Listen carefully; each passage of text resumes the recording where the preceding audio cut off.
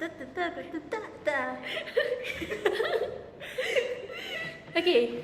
langsung aja opening lo ya, gak usah kayak gitu tuh.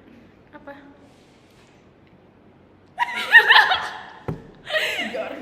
Satu, dua, tiga. Assalamualaikum warahmatullahi wabarakatuh.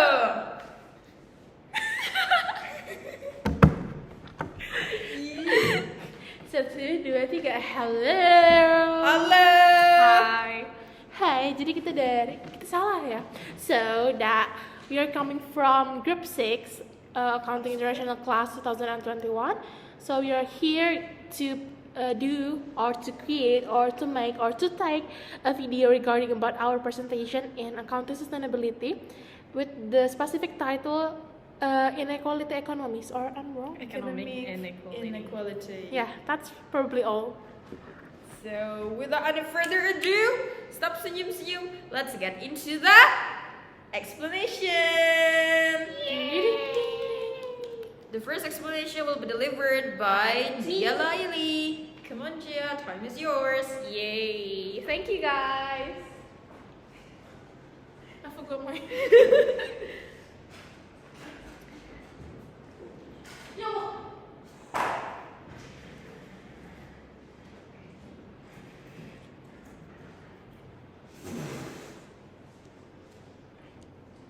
Alright, in order to understand more about economic inequality, I'm gonna explain about the definition first. So, economic inequality is a term used to describe the difference between individuals or groups in the distribution of assets, wealth, or income. Economic inequality in societies has implications for the health and well-being of individuals, the prosperity and flourishing of communities, as well as the degradation and protection of the natural environment. Okay, so how to measure economic inequality? Well, basically there are two most common ways to measure this. The first one is we can use considering income inequality. So by looking at the difference between the highest and the lowest income in a country. This measure illustrates the income difference or income gap. The second one is Gini coefficient. I think we all already familiar about this term because the Gini coefficient can be used to measure income or wealth distribution, and it scores each society on a scale of 0 to 1. So a Gini coefficient approaching 0 indicates that income in the country is evenly distributed, meaning that each individual receives an equal share. Okay, so what is exactly causes of economic inequality? So the first one is people that have much more money or resources than others, or we can say that too much privilege on them. So economic inequality happens when some people have much more money or resources than others. One big reason for this is where a person starts in life, like the economic and social status of their parents. Early opportunities like getting a good education or proper healthcare also play a big role. Basically, how well off someone becomes is often set early in life and is influenced by things that they can control. And the second one is global influences as well as tax and policy context relating to organization and accounting. We're gonna talk about this later. So things happening globally and how taxes and policies are set for companies and accounting also play a part. These factors shape our discussion on economic inequality. Alright guys, I think that's all from me. The next material will be explained by Michelle. Hello.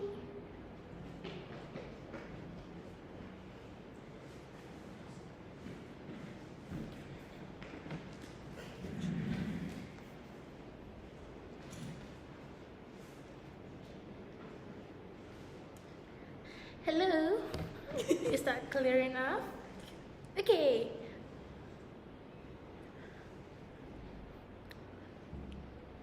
Are we good? We good? Alright.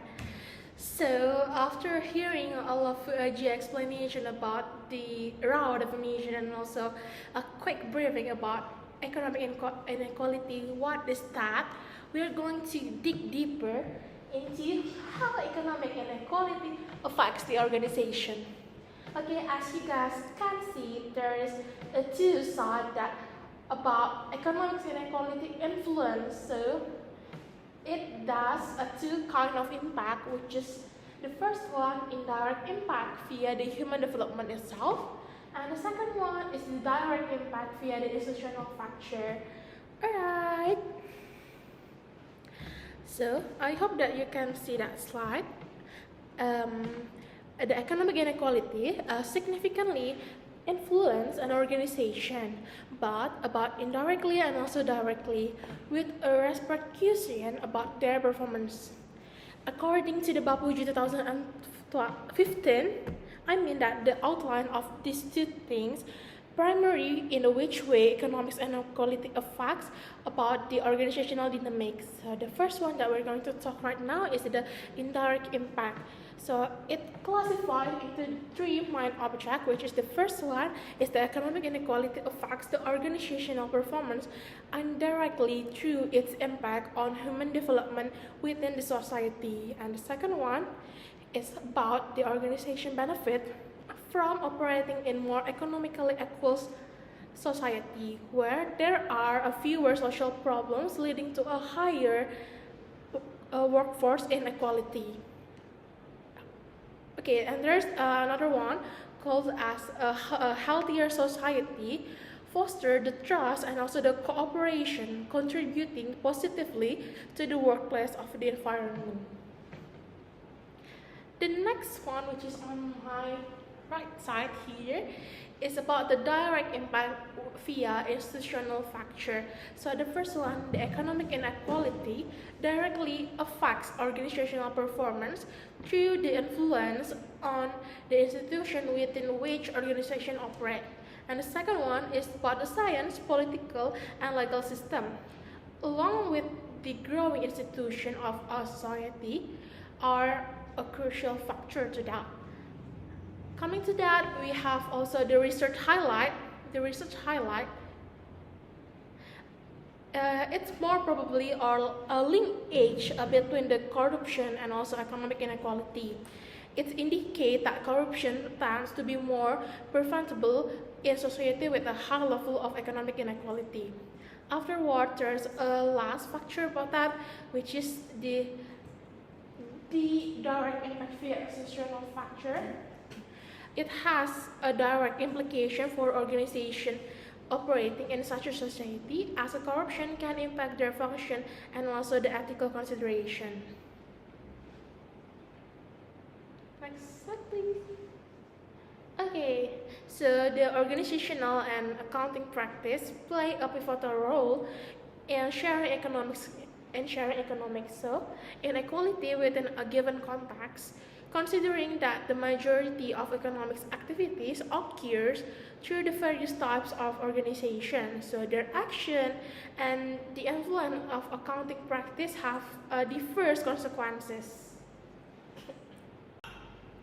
Alright, hello guys. I'll be continuing the presentation about the relevant institution and organization. So there are various institutions and organizations that affect economic inequality. So the first one is the United Nations Development Program, or we call it UNDP, and the second one is the International Labour Organization, or we usually call it as ILO, and the third one is Oxfam International. So basically there are much more various institutions and organizations that affect economic inequality, but in this lecture session we just talked about these three institutions. So the first one is the United Nations Development Program. So the United Nations Development Program is an international organization under the structure of the UN that works with countries across the world to help achieve the eradication of poverty and the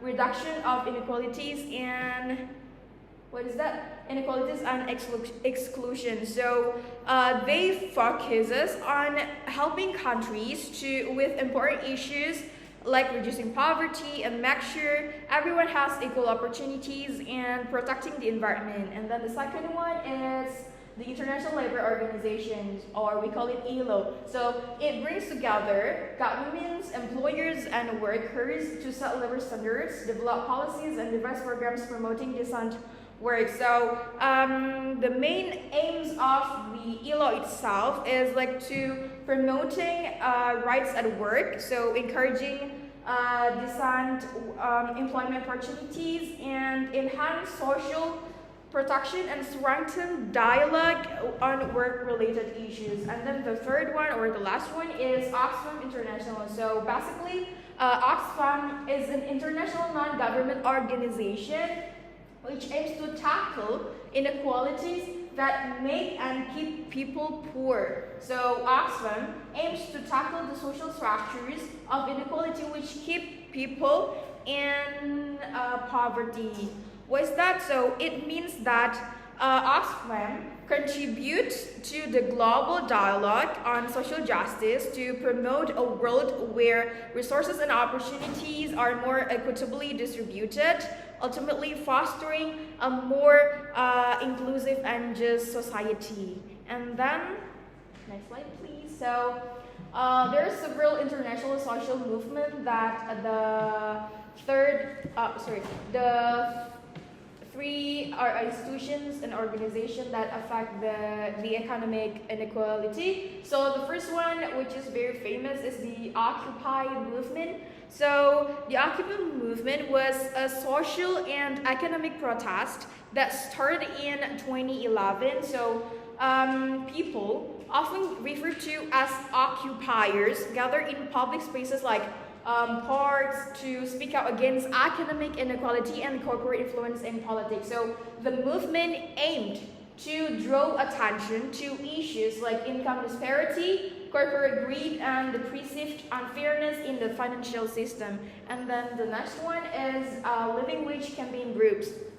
So Living Wage Campaign Group is an organization advocating for fair wages that cover the basic cost of living. So they work to ensure that workers receive wages that are enough to meet their essential needs, such as housing, food, and then healthcare. So the group raises awareness about the importance of a living wage and encourages companies and employers to pay their workers enough to afford a decent standard of living. So overall, their goal is to address income inequality and improve the well-being of workers by promoting fair and livable wages. And then the last one, it's about national tax, income, and workplace policies. So national taxes, income, and workplace policies play a very crucial role in the social movement against economic inequality.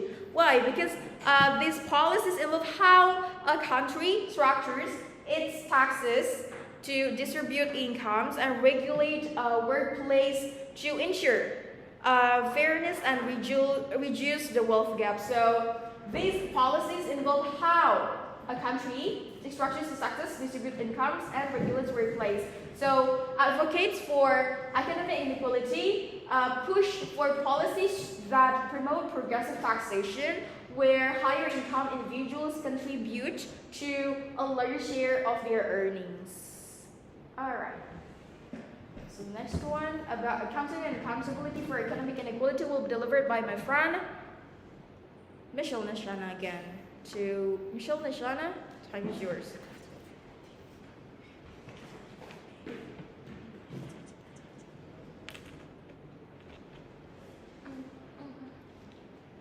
Probably this is the last piece that we're going to talk about today. So the accounting and also the accountability for the economic inequality. It has been distributed into 4 main points, which call as the organization of economic activity, followed by the income and wages, tax and tax avoidance, and also economic inequality. And the fourth one is the economic inequality disclosure practice. So these four create a dynamics about the accounting and also the accountability for economic inequality. So the first thing that we're going to talk right now is about the movement aim to draw attention to issues like income disparity, corporate greed, and the pursuit of fairness in the financial system, called as the organizing economic activity. So the second one is followed by the income and wages. It's about the group raise awareness about the importance of a living wage and encourage companies and also employers to pay their workers enough to afford the basic necessities. The third one is about the tax and also the tax avoidance, as well as the economic inequality. So these policies involve how a country structures its tax, distributes income, and also regulates a workplace to ensure the fairness and reduce the wealth gap between the society. The fourth one is about the economic inequality disclosure practice. So this policy is created to involve how a country structures its tax, distribute the income, regulate the workplace, and ensure the fairness as well as the reducing the wealth gap.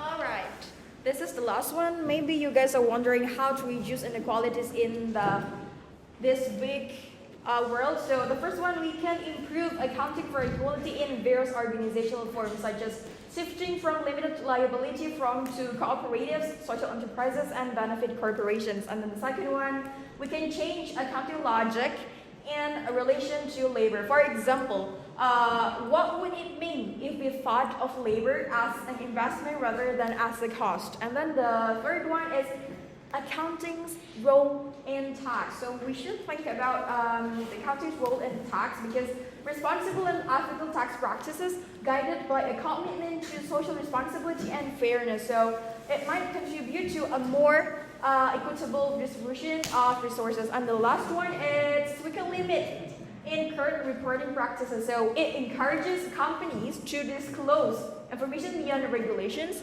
disclose extensively on compensation, taxation, and expenses for heightened transparency and addressing income inequality. So this is the end of our material. So we are gonna conclude with the conclusion. Okay, Gia, come on. Alright guys, we already explained and delivered all the materials about economic inequality, so I'm gonna tell you about the conclusion. So this chapter serves as a concluding reflection on the interplay between accounting, accountability, and economic inequality in the context of sustainability. Economic inequality is identified as a central theme that ties together various sustainability issues, social, environmental, and economic.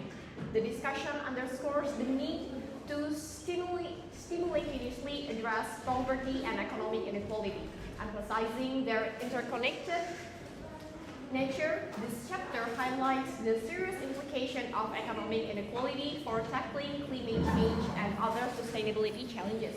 It also points out the inadequacies of current accounting and accountability practices in the sustainability context, emphasizing the need for significant improvement.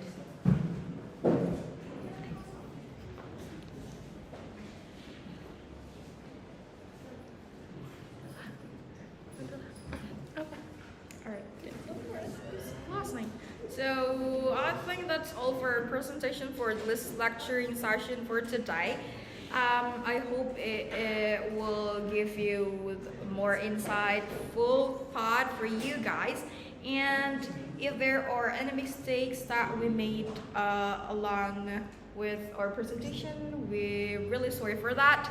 So we concluded with Assalamualaikum warahmatullahi wabarakatuh. Bye.